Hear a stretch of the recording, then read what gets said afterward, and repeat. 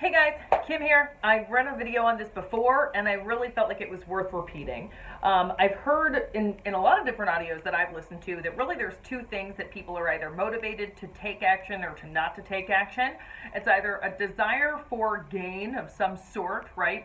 Pleasure or achievement or whatever it is, or it's to avoid pain. And so, essentially when somebody who's very successful at life, at business, whatever it is, they're taking their action or their inaction, usually action, according to the first, right? They're doing things in order to gain achievement. And then somebody who's not as successful, they're doing things, action or inaction, a lot of times inaction, because they're avoiding pain, whether it be fear, whether it be whatever it is, whatever the work, whatever the pain is, like they're avoiding that, right? So I think that if we actually took a look at our day and from beginning to end, we took a look at how many decisions we make that are more the second one to avoid pain, we would be shocked at how much we do just regarding that.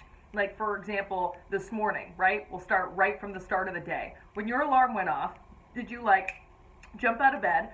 Or did you snooze and stay in bed and just kind of, whatever, right? We all know what snoozing is. Which one did you do? Well, probably it's the second one. And why? What's the reason? Is it to gain, right? Is it to gain achievement or whatever it is?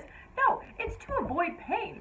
It's to avoid the pain of getting up, right? It's to avoid that and put that off for longer. So right from the very beginning of our day, we're starting our day choosing this number two, like the path that unsuccessful people are taking for their actions. So, and then, it just continues, right?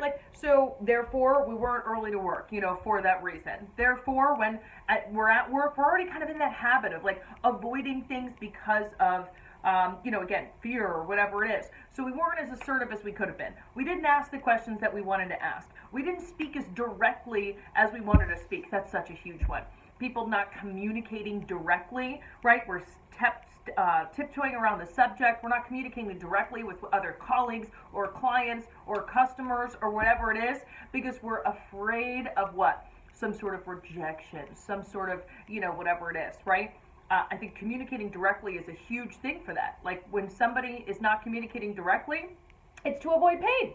Because communicating directly, if you're a people pleaser, I should do a video on that. That's a good one. But if you're a people pleaser in itself, that direct communication, it's at odds with that, right? I don't want to offend this person. I don't want to upset them. And so we're running our whole day, our communication, our job, whatever it is, we're running our whole day on just to avoid pain. And again, trait of an unsuccessful person, period. So I would take a look at how many things, right?